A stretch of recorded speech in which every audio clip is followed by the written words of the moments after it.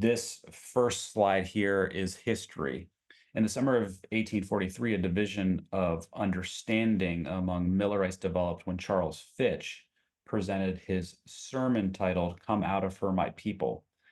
Fitch applied both the second angel's message of Revelation 14:8 and the quote, loud cry, angel of Revelation 18, not only to the papacy, but also to the Protestant churches that had rejected the soon coming of Jesus. During this time, many Millerites were expelled or left their Protestant churches. Miller and some of those associated with him took strong exception to Fitch's view of including any Protestant church as a part of Babylon.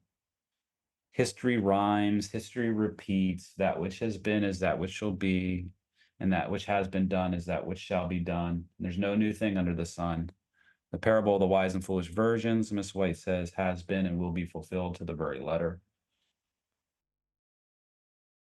So we can expect this again, Right now, especially as it pertains to nominal Adventists. They are a sister of fallen Babylon, and so many will object. And many people that we look up to, like William Miller was a great man in his day, and so there will be great men in our day that will object to calling certain people Babylon.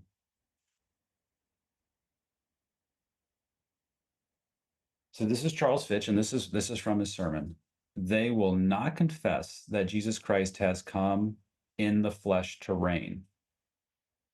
They are willing to admit that he has come to suffer, but they will not reward him his crown and consent to his taking his seat on the throne of David while they bow down and worship. Hence, they are Antichrist. To be Antichrist is to be in the place of Christ, especially as it pertains to his throne. When the Israelites of old departed from the true God and worshipped idols and made these their dependents, God charged them with the sin of whoredom toward himself. We're departing from the one true God when we start to worship a triune God, which is the God of Antichrist. Catholicism is Trinitarianism. That's one way that is relevant for us today. I want you really to hone in on the part where it's those who will not give Christ his reward, not give him his crown. They don't want him to rule. Christ says, my kingdom is not of this world. Those that are going back to Old Jerusalem trying to build it up, they're trying to build up an earthly kingdom. They don't want Christ to rule. They want to rule in his stead. But remember the statue, the dream of the statue. And that statue represents the rise and fall of kingdoms, Babylon, Medo Persia, Greece, Rome, and then divided Rome, the papacy, the feet at the end. And the stone, which represents Christ's kingdom, comes and smashes the earthly kingdoms, obliterates the earthly kingdoms. And so we're on that side. We're with the stone. The fallen churches, they're with the statue. They're trying to build up an earthly kingdom. So papacy is trying to do that in Rome. Others are trying to do that in Old Jerusalem. And so this is something to be aware of. Understanding this helps us understand who is Babylon. The Catholics, while claiming to be the Church of God, Charles Fitch says, have always, when they could, looked for support to the secular power instead of trusting God to maintain them. Hence, God accuses them of committing fornication with the kings of the earth. And the Roman Church is called the great whore that did corrupt the nations, drawing them from the worship and service of the true God to support her in her nameless and horrid abominations. You saw here in this quote that they look to the secular power instead of trusting God to maintain them.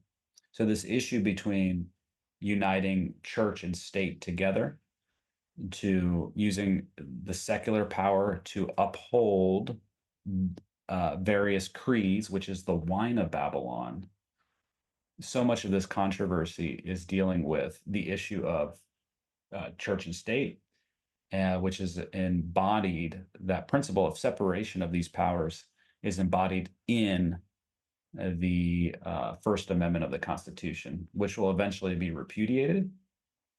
And that is when the law of God will be made void by legislation. And that is when the call to come out of her, my people, will be given, Revelation 18:4 and verse 5.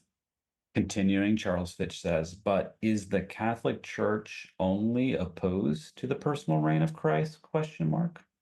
What shall we say of Protestant Christendom in this respect? Among all the sects into which the Protestant Church is divided, where is one that is not decidedly hostile to the Bible truth that Christ has been raised up to sit personally on David's throne? This is another issue with the triune God, is it makes God a non-entity. It makes Christ a part of a three-in-one being. And so there is no real personal reign on David's throne. It's a spiritual reign, and the Pope is going to reign in Christ's stead. The triune God, which is the central doctrine of Catholicism, all the other false doctrines are built upon that. But if we understand that, hey, Christ is coming back personally. He's going to personally reign on David's throne. When we have a distinct view of Christ, when we have a distinct view of the Father, and realize they have body and parts, all of that dispels the worship of the false triune God. So the reference is Spalding and McGann, page 1. I saw that the two-horned beast had a dragon's mouth, and that his power was in his head, and that the decree would go out of his mouth. And then I saw the mother of harlots, that the mother was not the daughters, but separate and distinct from them. She has had her day, and it is past, and her daughters, the Protestant sects, were the next to come on the stage and act out the same mind that the mother had when she persecuted the saints. I saw that as the mother has been declining in power, the daughters had been growing, and soon they will exercise the power once exercised by the mother. That's a troubling thing to hear if you know something about the Dark Ages, if you know something about papal supremacy in Europe for over a millennia, and what happened to God's people. They were driven to the wilderness. The Old and New Testament were said to be clothed in sackcloth and ashes. There was no Bibles to be found. It was a very dark period in human history. The Protestant churches, the apostate Protestant churches, are of the same mind. And they are going to speak like a dragon. They're going to use the secular state to enforce their Babylonian creeds. The mother has had her day, and now it is the day of the daughters. The mother is old. She is washed up, but her daughters are young, and they're looking beautiful, and they're going to deceive a lot of people. So we see here, there's the beast, but there's also the image of the beast. And so the warning against Babylon is a warning against the beast and its image. It's a warning against Catholicism, but also apostate Protestantism, against the beast, but also the false prophet, to borrow language from Revelation 16. The second angel's message of Revelation 14, reading from the Great Controversy, was first preached in the summer of 1844. The message was first given by Charles Fitch in the summer of 1843, but in the summer of 1844, now the entire congregation is picking up on it and preaching it with power. That's where we are in history.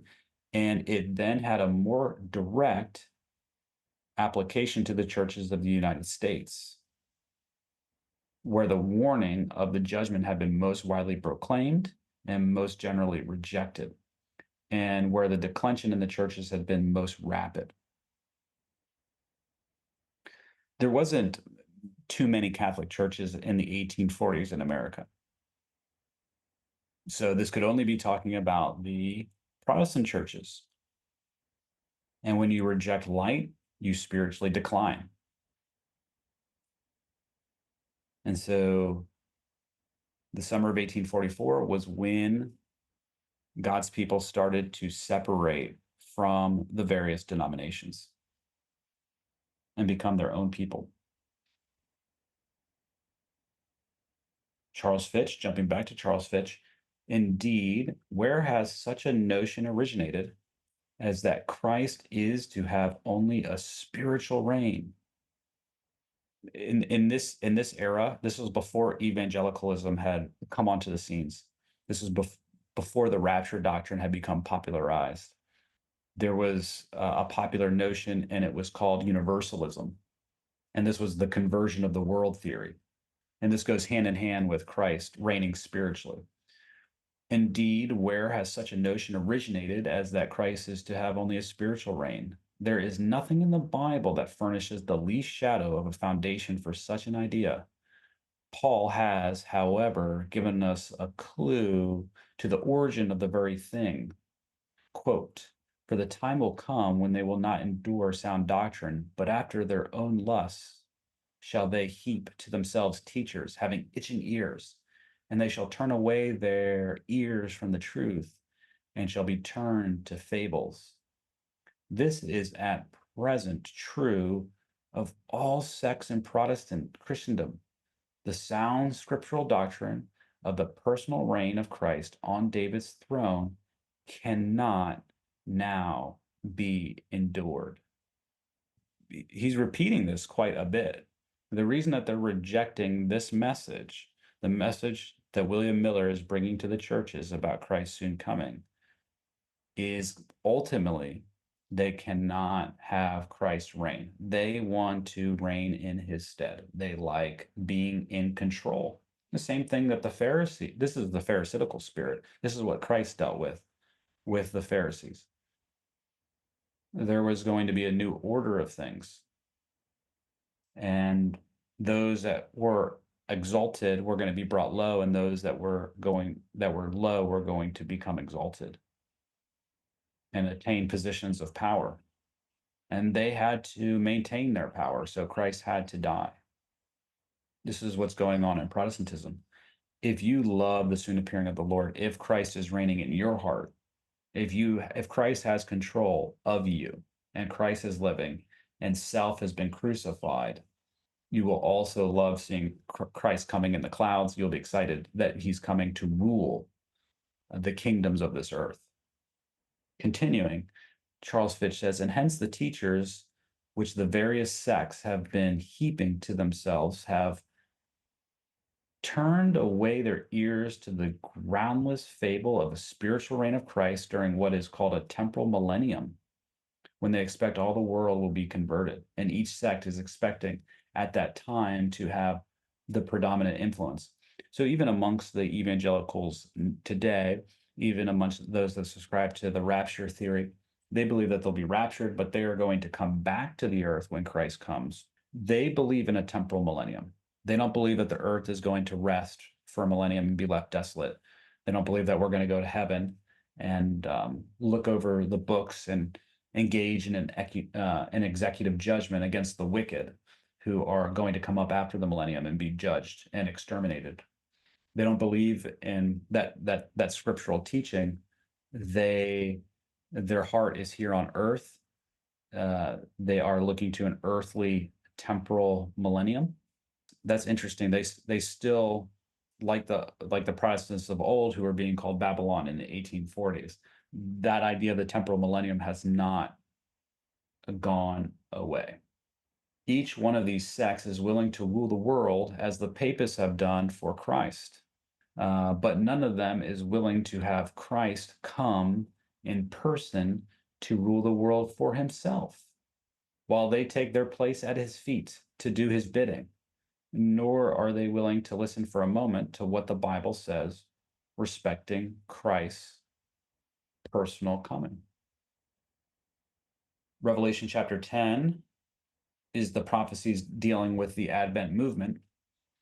And at the very end of the chapter, it says, and I went unto the angel and said unto him, give me the little book.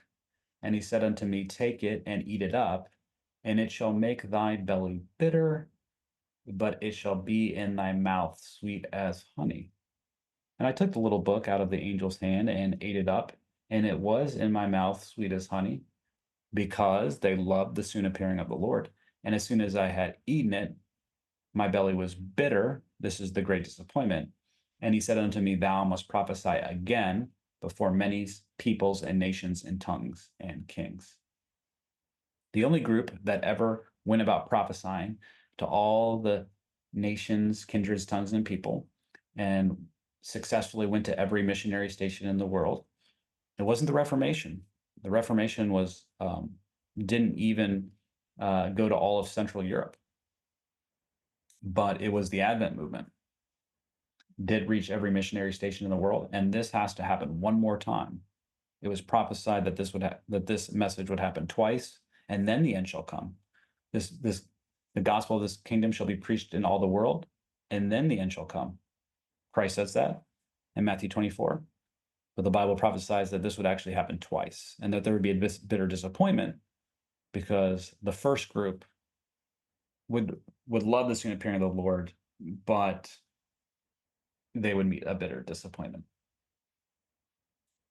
So this scripture became understood after the disappointment, and they gave explanation to the disappointment and gave comfort to those who had gone through that experience. John sees the little book unsealed. This is the book that's sweet in the mouth like honey. Then Daniel's prophecies have their proper place in the first, second, and third angel's messages to be given to the world. The unsealing of the little book was the message in relation to time. Do you see that their proper place?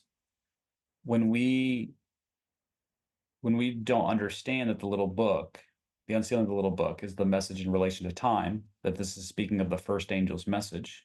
And I'll prove that to you with a quote just here in a minute. But allow me to make this point.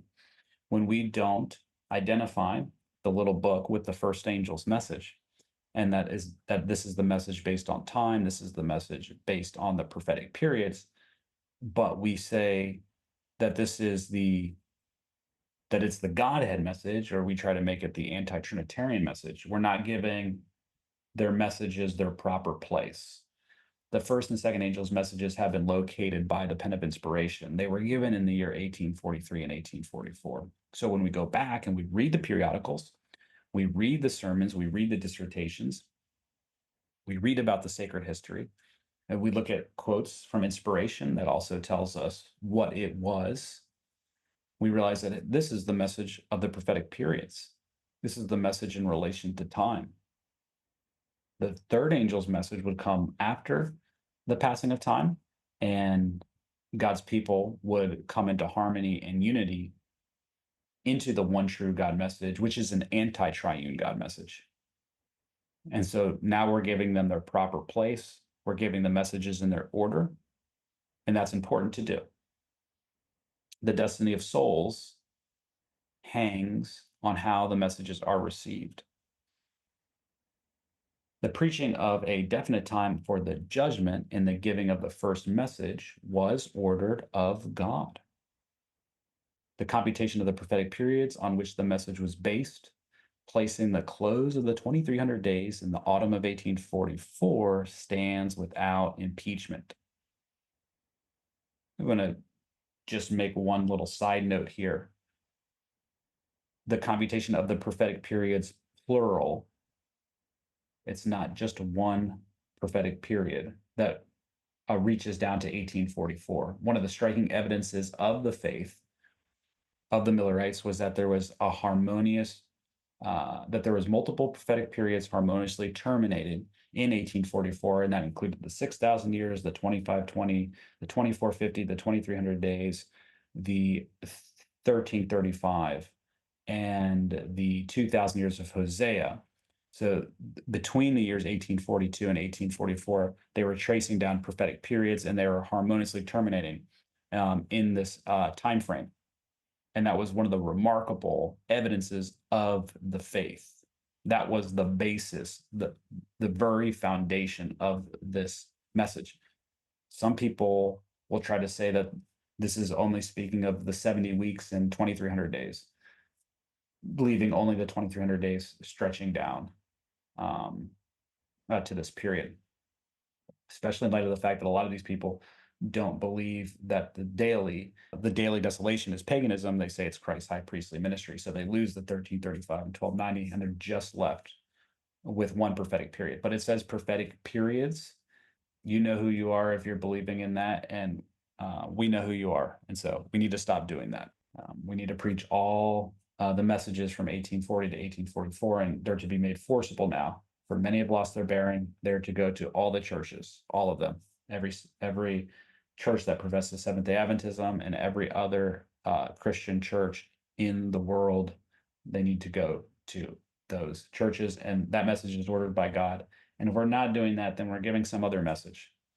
We're going to keep wandering in the wilderness, but actually, no, we're not, because we're living in a time now during the investigative judgment of the living where our cases are coming up into review. And God is moving very quickly, and he will just replace us and find people that will give that message.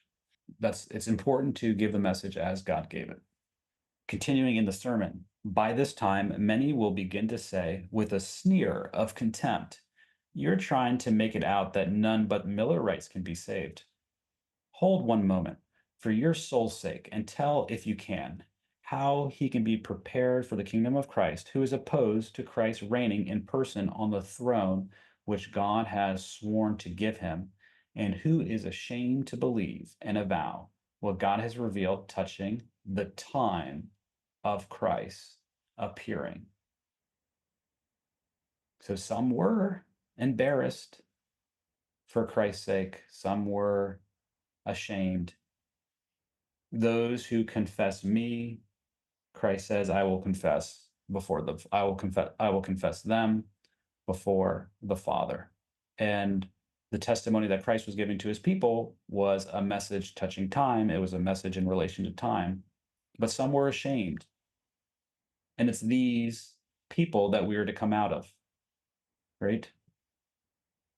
This denomination was formed from people coming out from those that were rejecting the prophetic periods. Why were they rejecting the prophetic periods? Because they demonstrably showed, so they thought, when Christ was coming, and they didn't love the soon appearing of the Lord, and God judged them for not loving his soon appearing. Remember, God orchestrated the great disappointment. He allowed it to take place in order to test his people. And if the Millerites had stayed together after the great disappointment, they would have ushered in the soon coming of the Lord and been vindicated in front of those that had been sneering against them. So the doctrine that Christ is coming soon is still on the table, but we need to get back to preaching the messages God gave it, and we will successfully usher in Christ's soon coming. We can hasten the soon coming of the Lord by preaching this message. I do not say that you and your hearers may not have been converted to Christ, but I do say, if you have, it remains for you to show it by coming out of Babylon and by standing no longer opposed to the reign of Jesus. God never will alter his word to suit your carnal desires. He has written it, and as he has written it, he will fulfill it. And if you are ashamed of it, he will be ashamed of you. Powerful words. Dare you believe the Bible? Dare you preach it? Dare you bring out its plain testimony respecting the manner, the objects, and the time of Christ's coming, and tell the world that it is truth and meet the consequences? Or will you turn away with a sneer and call it Millerism and go on prating about a spiritual reign of Christ? I tell you, if you continue in that course, you will be reckoned with Antichrist when the glorious Son of God comes to take his throne. Come out of her, my people, that ye be not partakers of her sins, and that ye receive not of her plagues. The question still remains for us because we have no new message. Dare you bring out its plain testimony respecting the manner, the objects, and the time of Christ's coming? So, what is that more specifically? The state of the world. The Bible predicted that the generation living at the end of the world was a wicked generation, a sinful generation. And so they showed the state of the world in which it was, and how that lined up with Christ's soon coming. So that was a check. The objects I would say the prophecies that were fulfilled, specifically the dark day, the stars falling, the great earthquake. These were fulfilled with the Lisbon earthquake, the dark day of 1780, and then the stars falling in November of 1833. So there was prophecies that were being fulfilled, that were letting people know Christ's coming is soon. There were signs, the signs of the times. So perhaps that's what he means by the objects. And then the time of Christ's coming, this would be dealing with the prophetic periods, harmoniously terminating in the 1840s. And so dare you preach those things. We have no new message. We need to preach those things and establish those things once again, because Seventh Day Adventism is built on that. And so, what denomination, what body of believers are people going to come out of and join if we aren't presenting ourselves as God's true people, as the Israel of God, as a people that God has led in the past, as a people that study the prophecies but are also in the prophecies? So we need to repeat this message. Be just as ready also to receive and confess all that God has been pleased to reveal touching the time of the establishment of the kingdom of Christ as any other part of this a part of the subject. Why be ashamed of the time of Christ's coming? Why are you ashamed that the 6,000th year of world history is 1844? Why are you ashamed when Gabriel asked Christ, how long till it be till the end of these wonders? And Christ says, when we've accomplished to scatter the power of the holy people, and that we can prove that the scattering is for 7 prophetic years, and that is ending in the year 1844 as well. Why are you ashamed that the Jubilee cycle, that the Great Jubilee, if you trace down the 50 years, that also ends at the same time? It's a period of 2,450 years, and that is also 1844. And then with the 2,300 days, in light of these other facts, they're going to go with the popular view that the sanctuary represents the earth and is being cleansed by fire. And so the 2,300 days is also ending at that time. And then you have the 1335 and Daniel standing in his lot. That sounds awful like the second coming. And then you have the 2,000 years of Hosea, which I won't get into right now. There's a video on that we just released that I recommend people go and watch, because it also substantiates this doctrine. Why are you ashamed of that? Those who are ashamed, we are to come out from them. And people are still ashamed of the 2520. It's for many Adventists, it's synonymous with being in a cult. Well, Christ is going to be ashamed of you. As early as 1842, the direction given in this prophecy to write the vision and make it plain upon tables, that he may run that readeth it, has suggested to Charles Fitch the preparation of a prophetic chart to illustrate the visions of Daniel and the Revelation. The publication of this chart was regarded as a fulfillment of the command given by Habakkuk. No one, however, then noticed that an apparent delay in the accomplishment of the vision, a tarrying time, is presented in the same prophecy. After the disappointment, the scripture appeared very significant. The vision is yet for an appointed time, but at the end it shall speak and not lie. Though it tarry, wait for it, because it will surely come. It will not tarry. The just shall live by faith. Sounds contradictory, right? The vision is yet for an appointed time, but at the end it shall speak and not lie. Though it tarry, wait for it, because it will surely come, it will not tarry. Are you saying that the vision is tarrying? Are you saying that it's not tarrying? It's tarrying beyond the apparent termination of the prophetic periods, but I will give you further explanation on those prophetic periods, and I will show you when they truly terminate, and you will see that the vision is not tarrying. And so, really quickly, let's look at the chart that was suggested to Charles Fitch to make plain upon tables. And we see here that we have the 2520 prophetic period, and they're saying it's terminating in the year 1843. Hold on, it's the Jewish year of 1843. Miller's not going January to January. Okay, we're talking, these were Jewish people that were scattered in 677, and they had their own New Year's, right? And they were going spring to spring, so he's going to go spring to spring. So 1843 encompasses a portion of 1844. And so this 1843 terminates in the spring of 1844 for the 2520, the 2300 days, and the 1335. Though the vision tarry, wait for it, it shall surely come, it will not tarry. So after 1843, they entered a tarrying time. Nobody seemed to understand that when the chart was first made. The testimonies of the prophecies, great controversy, writes, which seemed to point to the coming of Christ in the spring of 1844, took deep hold of the minds of the people, as it's written on the chart, right? The Jewish year of 1843 goes down to the spring of 1844, not January to January, March 21st, 1843 to March 21st, 1844. This took deep hold of the people. As the message went from state to state, there was everywhere awakened widespread interest. Many were convicted that the arguments from the prophetic periods, plural, like 2520 and 2300 days, were correct. And sacrificing their pride of opinion, they joyfully received the truth. Some ministers laid aside their sectarian views and feelings, left their salaries and their churches, and united in proclaiming the coming of Jesus. So some people, this is also a quote from the Great Controversy, the bridegroom cometh, go ye out to meet him. That's the midnight cry message. The waiting ones arose and trimmed their lamps. They studied the word of God with an intensity of interest before unknown.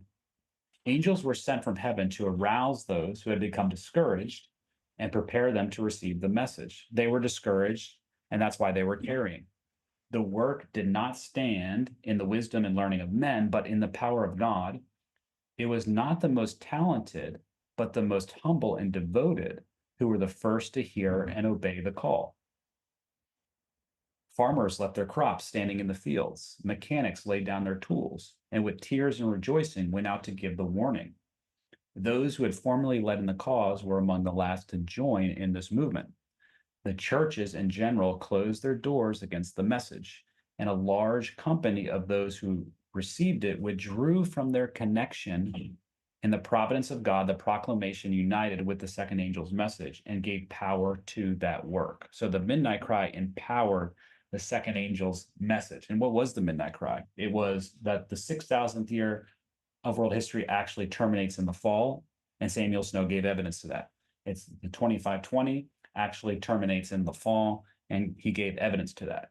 It's the 2300 days actually terminates in the fall and gave evidence to that. It's that the 70-week prophecy came to its close in the fall and gave evidence for that. And then it also went into the types and antitypes that at Christ's first advent, he fulfilled the feast at their appointed time through his death, burial, and resurrection.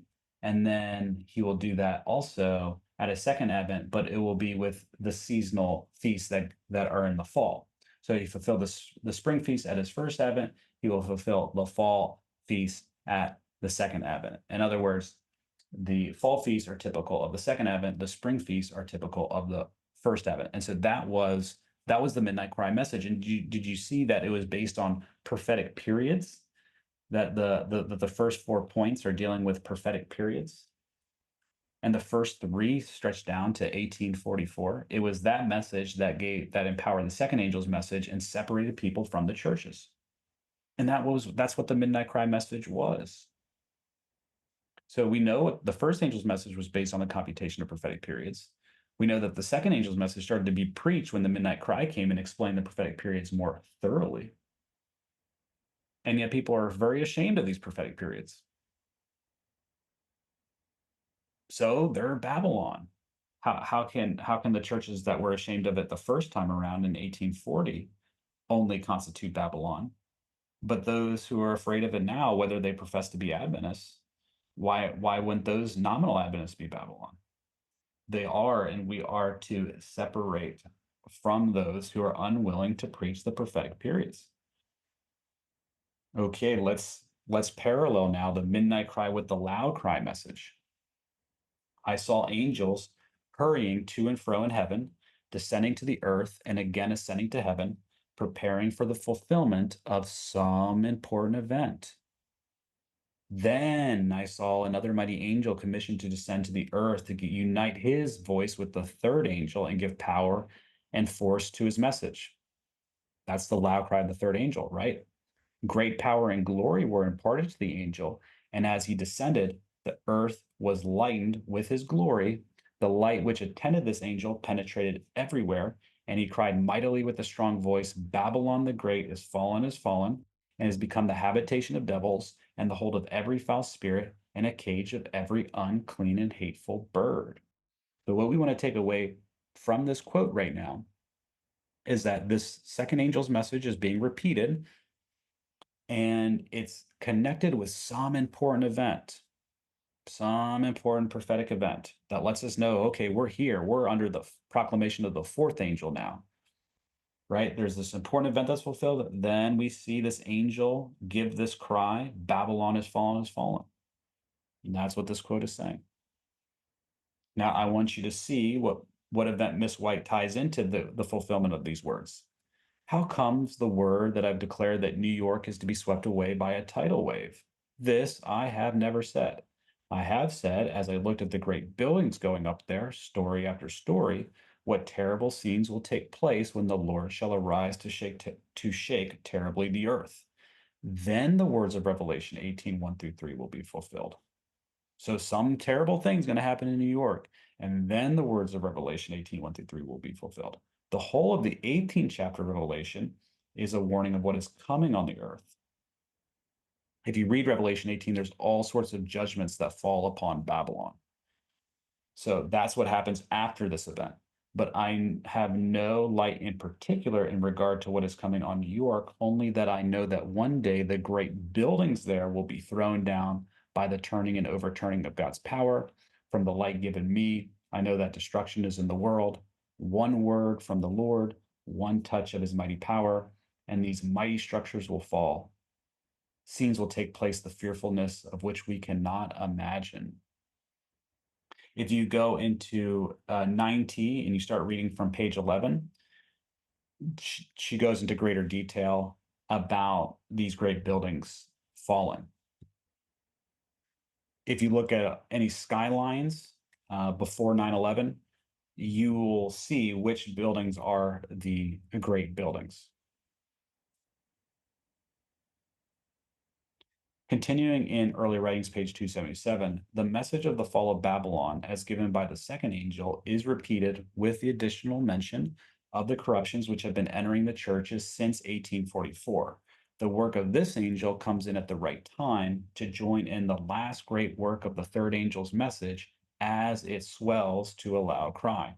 And the people of God are thus prepared to stand in the hour of temptation, which they are soon to meet.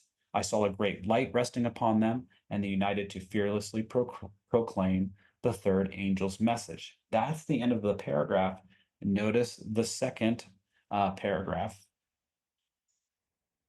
Angels were sent to aid the mighty angel from heaven, and I heard voices which seemed to sound everywhere. If you look in the Bible, it says, and I heard another voice from heaven. So this is not the mighty angel. This is another voice. This is another distinct call that happens under the loud cry of the third angel.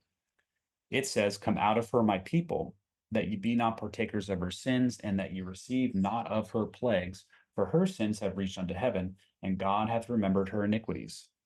This message seemed to be in addition to the third message, joining it as the midnight cry joined the second angel's message in 1844. Do you see that parallel?